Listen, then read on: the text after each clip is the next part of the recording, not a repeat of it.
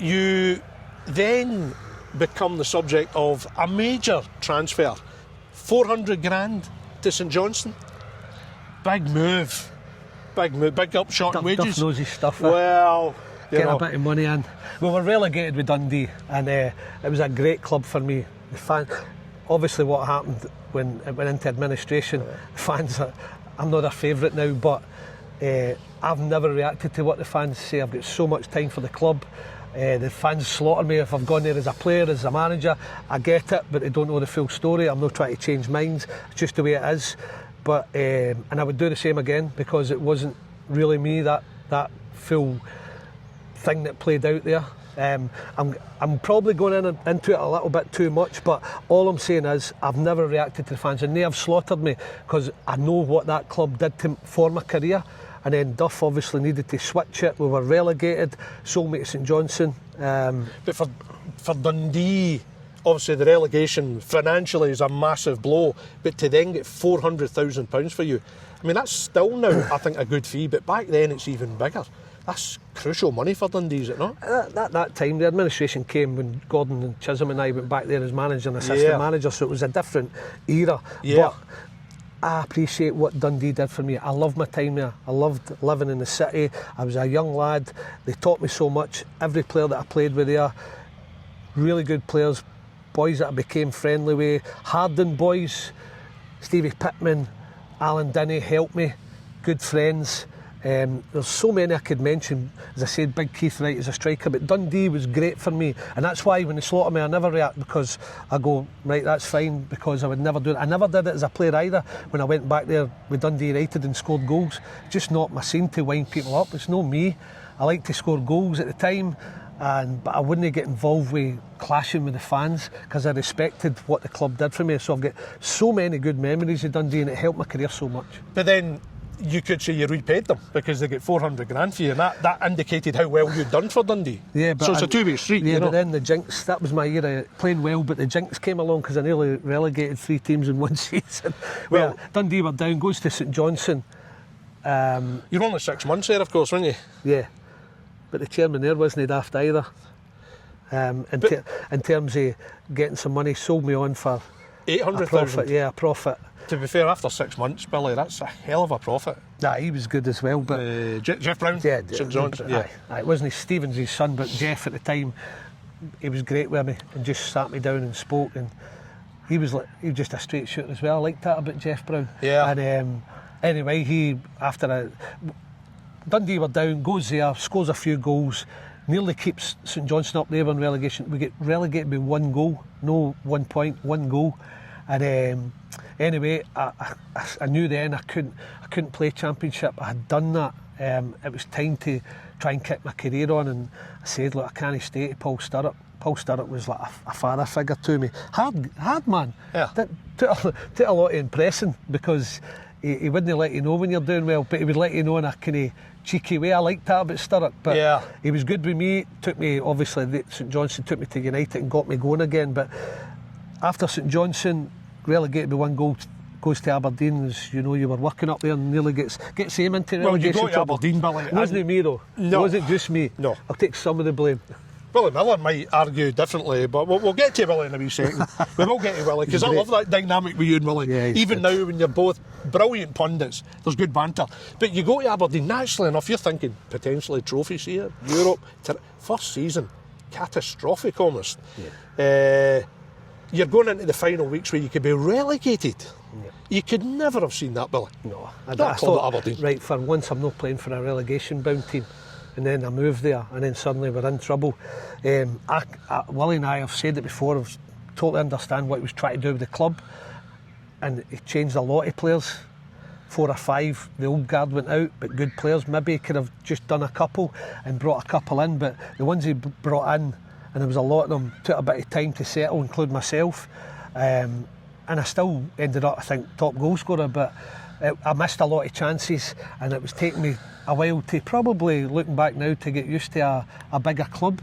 And then when Willie goes, I start playing and Roy comes in and we go on a run, and then my Aberdeen career looked after itself. I think in terms of Willie, we should say that Willie obviously had already been manager for a couple of seasons and had runners-up spots, and I think that particular summer he signed you, they'd spent a few bob, and I think he was looking for that one last push, but I think maybe even he's admitted that maybe there was too much change, much overhaul. Willie and I have spoken about it because I got on really well. He was brilliant for me. He was different class, and I'm not just saying that because I'm a pundit with him now. Willie, he's like talks to me the way I talk to him. It's what you see is what you get. And he always has a joke with me on the radio or whatever. He'll say like, what happened to you, Doddsy, when it came to signing for a new club and kicking him onto a different level. But I let him down, but I wasn't the only one, and actually did better than a lot of the players, but it still wasn't enough to save him, and that's one regret I've got, that because I could see where he was wanting the club to go at that point. He wanted, you said, runners up, he wanted to try and get first, and it was maybe just too much change at one point looking back, but I could understand why he did it. Let's be honest, Billy, those last couple of months was a real fear with yourself and the the thought of Aberdeen going down. And at one point it just seemed that it didn't matter what you were going to do, it was going to happen. It looked inevitable at one point. Yeah, but then we went on a run. I think we beat Rangers in the semi, didn't we? Or was that the next year? That was the next season, yeah. Right. But there was, at some point, the last 6 games we played of that season, we blew teams away. You sparked it. And I think going to Tynecastle and beating Hearts 2-1 was the turning point. I got both the goals, and as a team we just grew in confidence, and we were beating anybody by the end of the season and putting them well to bed, and that stood us in good stead for the next season. I think there was a game, was it Dundee United at Tannadice? Beg your pardon, Pittodrie. If you'd have lost that, you were effectively down, I think. Yeah. The pressure. Aye, Pittodrie 2-1 we won it, but we were up 2-0, but we were brilliant that day. You were motivated, yeah, but I remember the pressure, and it's such an intense football city, Aberdeen. You know, the pressure.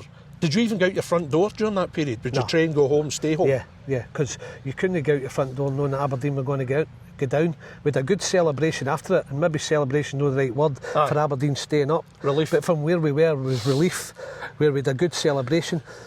But that sort of troubled period helped us next season tenfold. Phenomenal. Because we realised we're a team here. Yeah. Willie's not got the best out of it for the players he brought in, and his players that he brought in were playing really well now. And that's one regret, as I say, because we went on to, as I say, we finished that season strong, and we started the next season strong as well. We were a good team. Willie get the sack and Big Roy Aitken came in. Big Roy obviously was Willie's number 2 at the time. Was it just force of character with Roy that got the players going, that galvanised it, or I don't know, you tell me. I honestly couldn't answer that question. I don't know what got us ticking. Roy was good, he was a big upbeat boy, but he was working with Willie. Willie brought him in as his number 2, so he was there. Yeah. I think the manager getting sacked, it probably just triggered a few. And I think the biggest thing for me, Derek, Aberdeen getting relegated just wasn't happening. And there was so much determination to get out of that situation, and that takes a lot. People think, that's easy, it's Aberdeen, you shouldn't get relegated, shouldn't be in that position anyway, but we were, and you've got to take credit for getting yourself out of it, because some people at a club like that can fold and go the other way. We often talk about bottle in football, and for me that was a real bottle situation. I remember you putting the pressure on in some of your some of your reports, but anyway. But I mean, it was a real bottle situation. I mean, you could have folded and they're down, and where do you go from there? Where does Aberdeen go from there? But you had nerve. You dug it out eventually.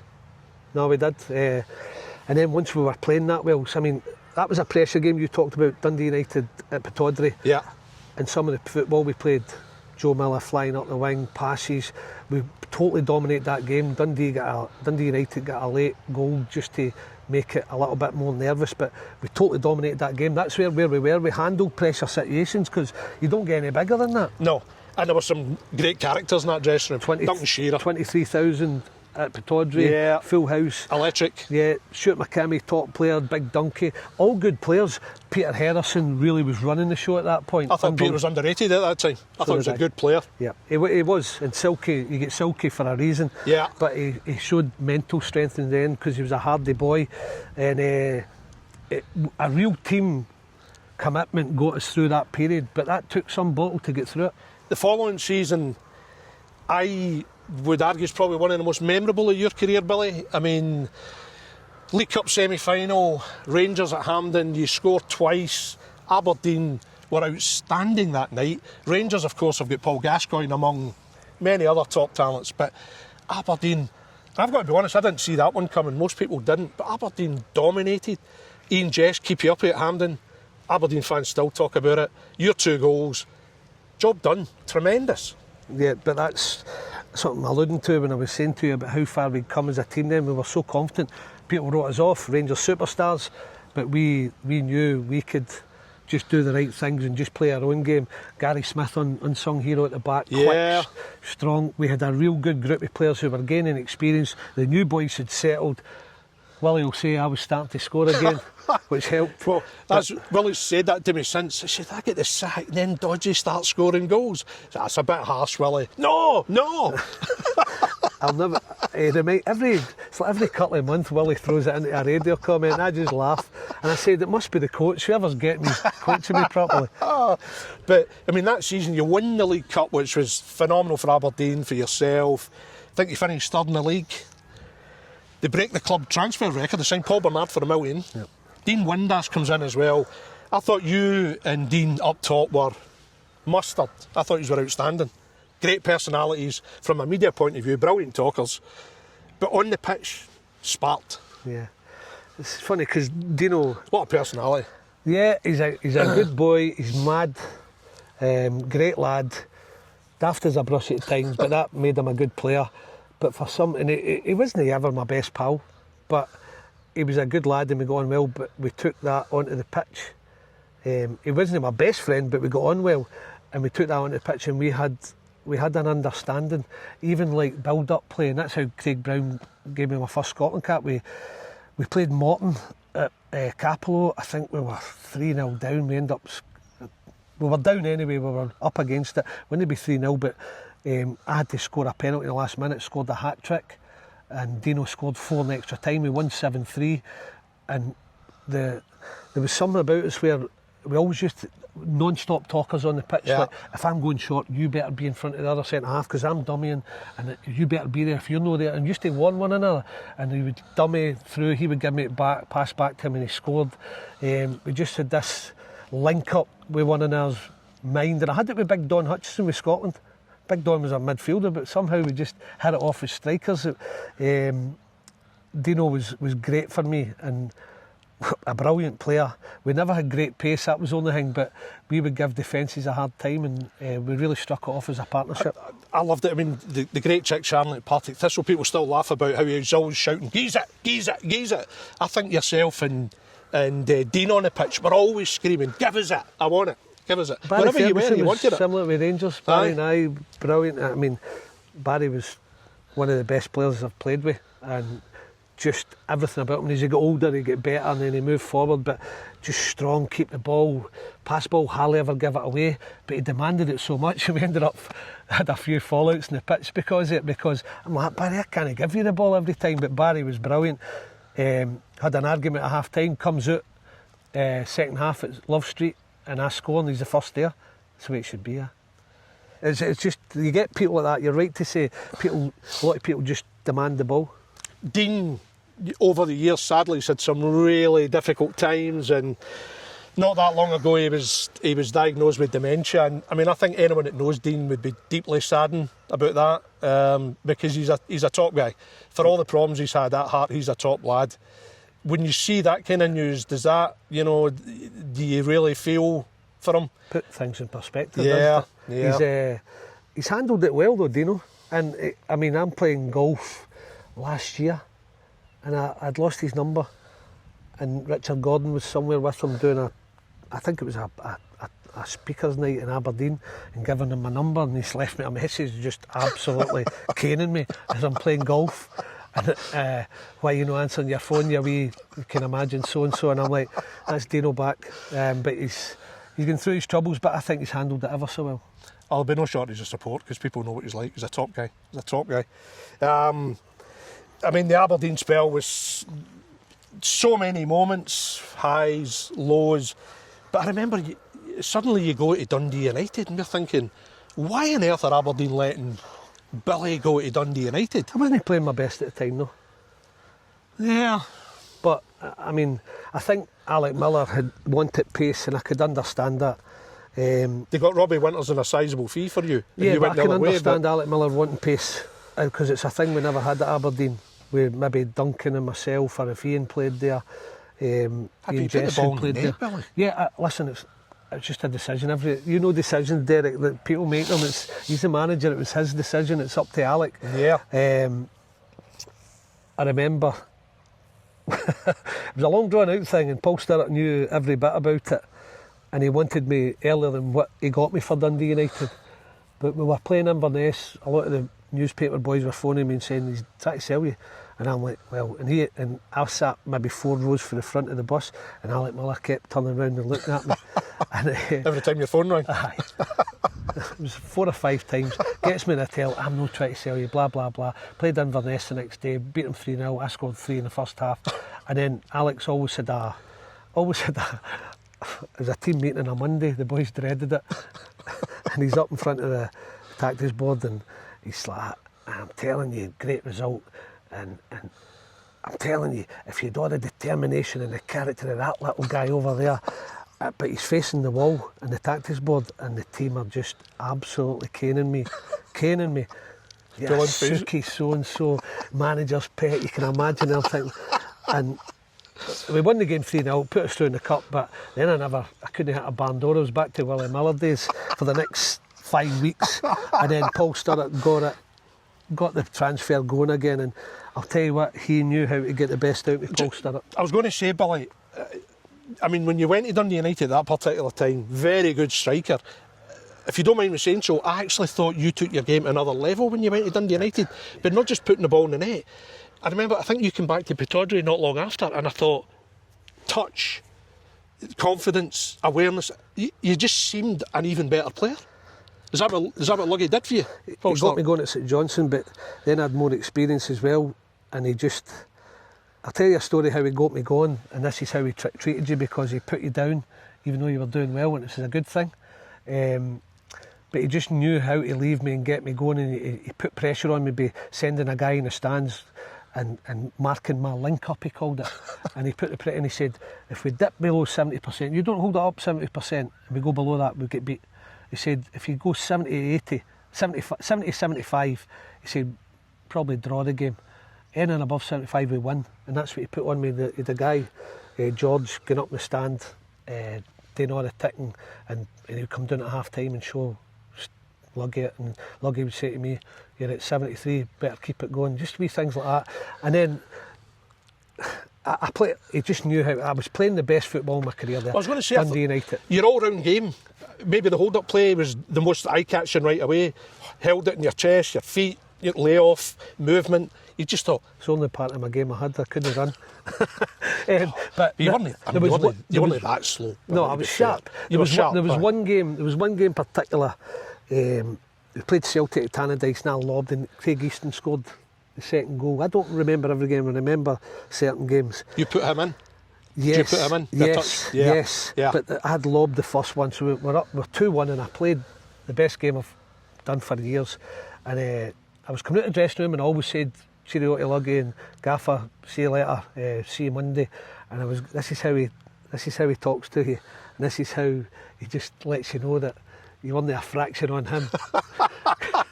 Because I'd played unbelievably well. I don't want to just keep saying that, but played unbelievably well for me, for my standards. Anyway, comes out of the dressing room, Gaffer, see you later, see you Monday. I gets to the stairs at Tannadice, and you know it well, go down to right past the manager's office, goes to go down to go out, Doddsy, come here. And I'm like, Gaffer. He's like that. No bad. Poker face. No bad wee guy. Said, I don't know if I'm allowed to say this on camera, but you're still the skitter of my little toe. And I thought, right, okay, that's one way of putting it. So, sorry about that word, but that's exactly the quote he used, and I'll never forget. When did you first hear about Rangers coming in for you? How long before it actually happened did you hear about Rangers or start getting whispers? Just a week before. Really? And John Bartley told me a couple of times that Celtic were in for me. He and it was between, was it when, was it? I think it was once at Dundee United, once at St Johnstone, but as soon as I heard Rangers, I'm thinking, please. And that's what I've worked hard to do, to get there. Michael Mole's injury, it was Henrik Larsson's the first time, but then Michael Mole's, he got injured. Yeah, Henrik Larsson's made Celtic start watching you. Yeah, John Barnes, of course, was Celtic manager. Yeah. Made the inquiry, was there because John Blackley pulled me, and I get on really well with John. Still, well, not for a few years, but went golfing with him and all that. He was great for me, made me a man as well, after pinning me up against a wall a couple of times. He's a hardy boy. That's a moment. John Gregg said to me, he says, John Blackley's the only one to do me and get away with it, so that kind of tells you John Blackley was a top player. That's respect from John Gregg, isn't it? Yeah. And anyway, Rangers heard about it. They were trying to get more money out of him, rightly so. Dundee United, Paul Sturrock was trying to get another 50 grand for the club. David Murray phoned me at my house and said to me, I'm not going another 50 grand. You've got to tell them. If he was trying to force it over the line, but he said if they want another 50 grand, the deal's not happening. So I've had to say my piece again to Paul Sturrock. I was going to and say, he was like my dad, Paul Sturrock. I'm not saying, I always said to him about a father figure, but it was like my dad when it came to emotion. He didn't show it.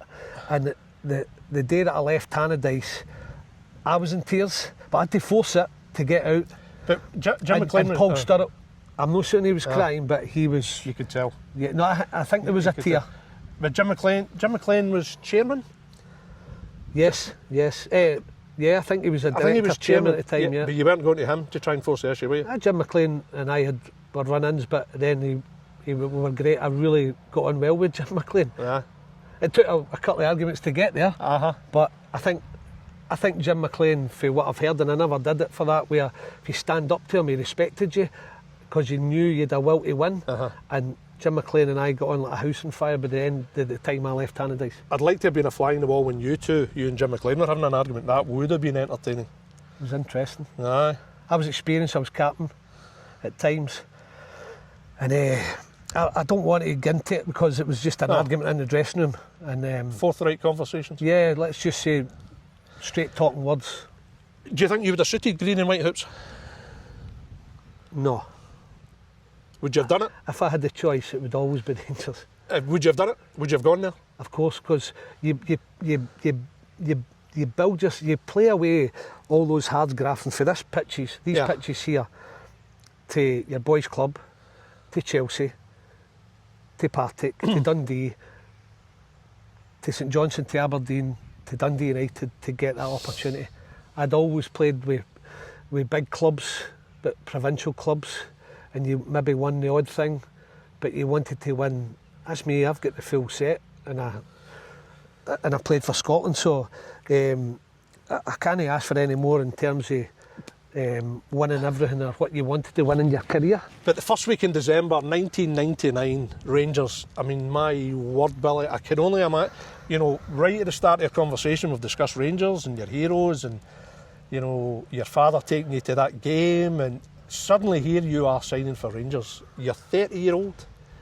I bet you felt like 17 or 18. Were you giddy? Were you kind of excited? Yeah, all of that.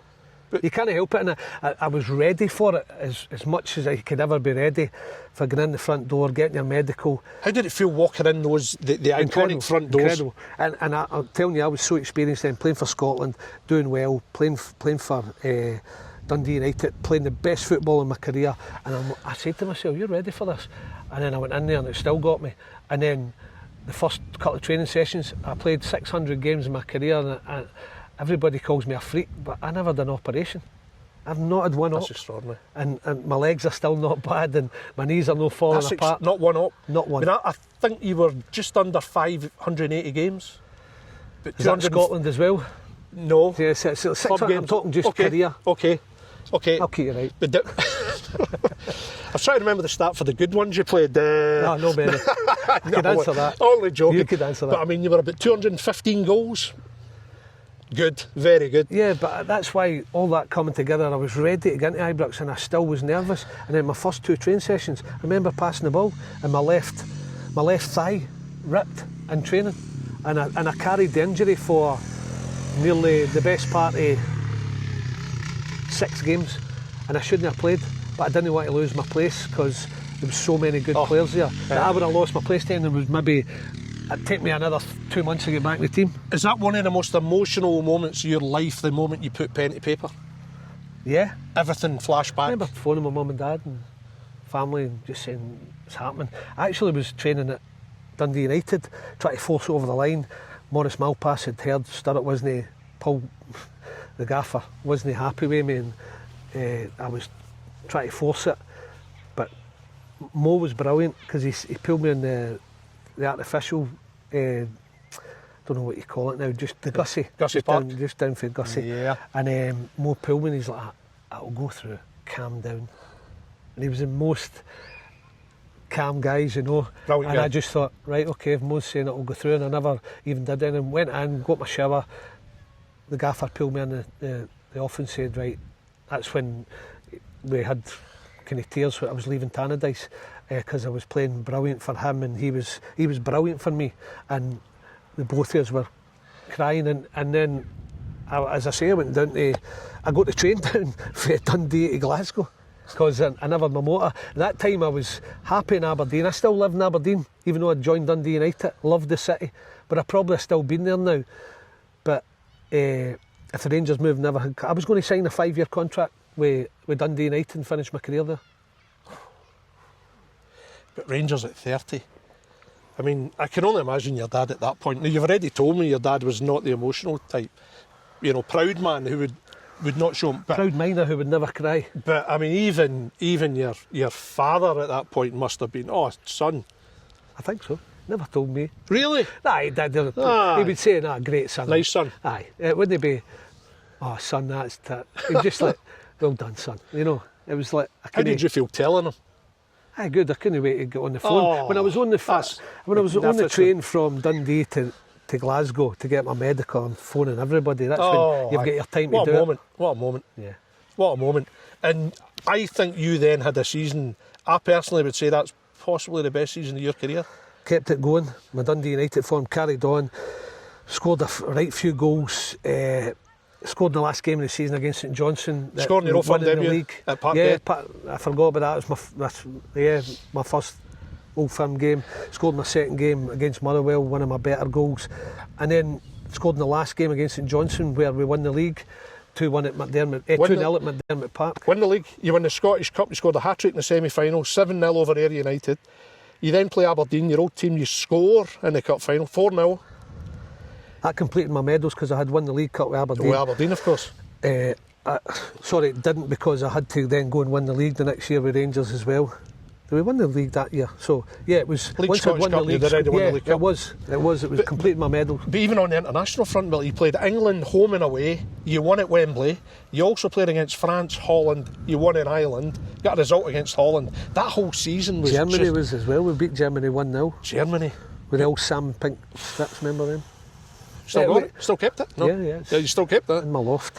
I thought you might wipe the car with that, you know, it was an awful strip. I don't put many things up. I've got my caps and my medals, that's what all I've got. But that season was just golden, magical in so many ways. You know, and then the following season, 8 goals in 8 games. Had to prove myself again. I couldn't.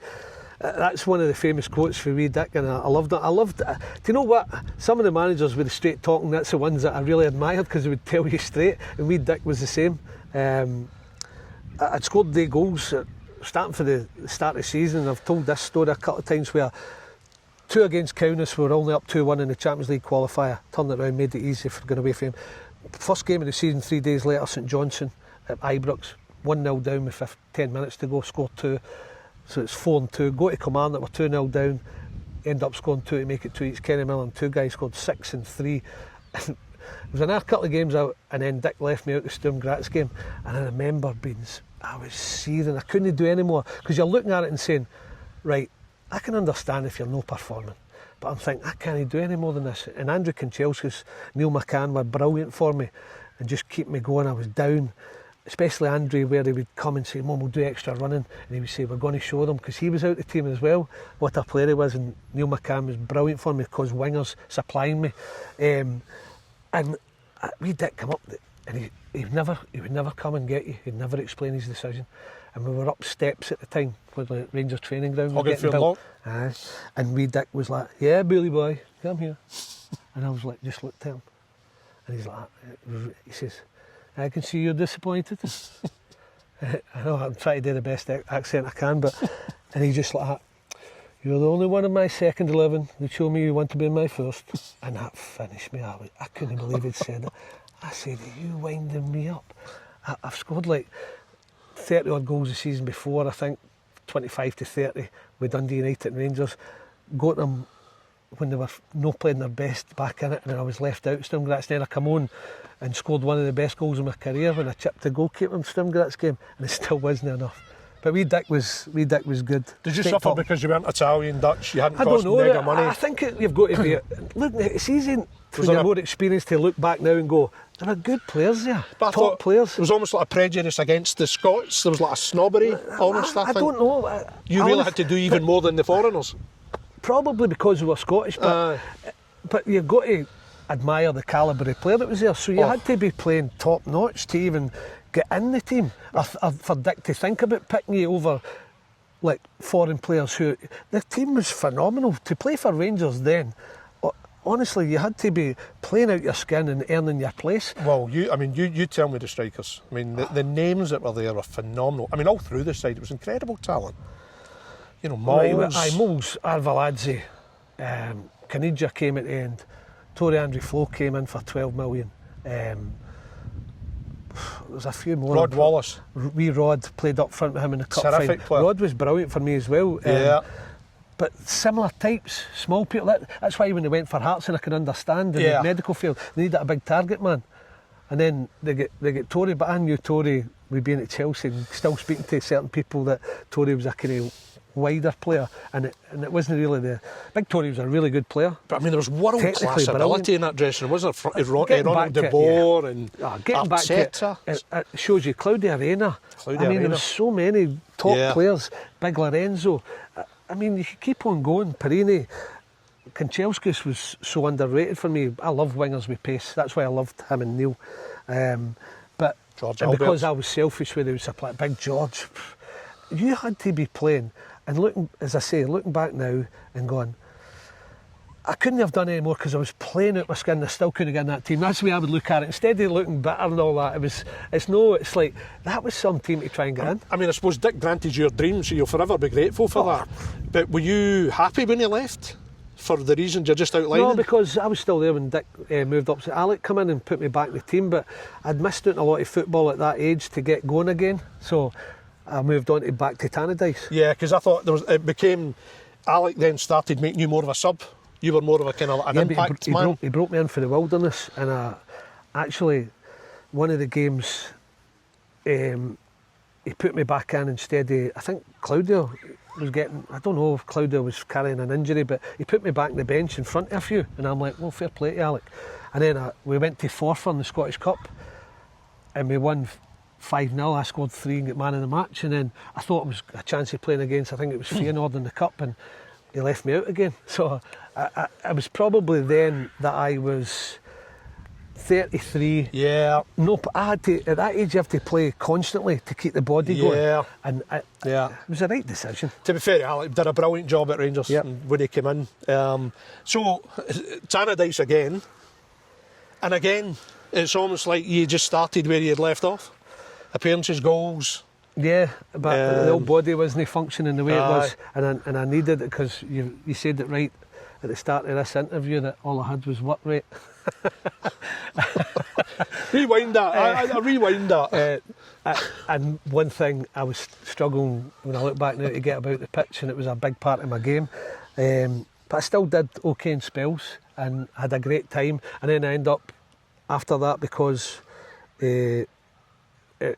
There was a wee bit of money troubles there, and they asked me to extend my contract, and they would give me over 3 years, and then I ended up getting into coaching after that. So it was a good spell for me. Some great memories there as well with some of the goals I scored. We were 2-0 down in the derby, come on as a sub. Ian McCall was manager and managed to get a couple and bring it back to 2-2. Some high points, but not enough then. No body was starting to fail. Your career, your final appearance was as a sub for Partick Thistle, a Scottish Cup game in Inverness, February 2006. You came off the bench for Ricky Gillis. A 2-2. Played with Ricky at Aberdeen as well, great boy. 2-2 draw. Can't remember it. Really? No, can't remember the game. Aye. Some games that me, John Robertson, I was would you Inverness, have known it was your final everything. game? I can't. Would you have gone into that knowing that was your final game, do you think? Or no. I remember coming back after we lost our jobs, Gordon and I, at Dundee United.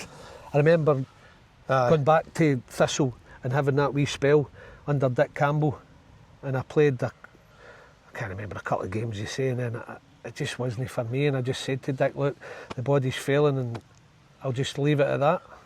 Brilliant playing career, Billy. I mean, 26 caps for Scotland as well. You scored for your country. I mean, how would you rate your playing career? What mark out of 10 would you give yourself? I'd like to have done more. Maybe an 8. 7 or 8, but I think there's always regrets. And I like to have played in a major championship in England. That will haunt us forever because we were brilliant at the two qualifying games against England. Kevin Keegan said it himself, and even at Hampden, I hit the bar, beat Seaman, it bounced right on at the line. We had so many chances. Christian Daly's header, up 1-0 away from home. We probably were the better team against England, went out, and that was my only major regret, is not getting to a major finals. Well, we're stood here, you take yourself back to when you were a wee boy. If somebody had said then, this is what's going to happen, you're going to have a career as a football player, and this is what you're going to do. Yeah, you never believe that. I didn't believe where I could get to. Even half it, Billy. Here, I'm telling you, I remember over there on that left-hand side, there's the goals, and getting the ball for the goalkeeper at left back and trying to run with it, and a big guy come across and clattered us into that grass. That's where it all started. Honestly, I'm not just saying that, it's incredible. But to get from there to where I ended up, it wasn't bad. Not bad, Billy.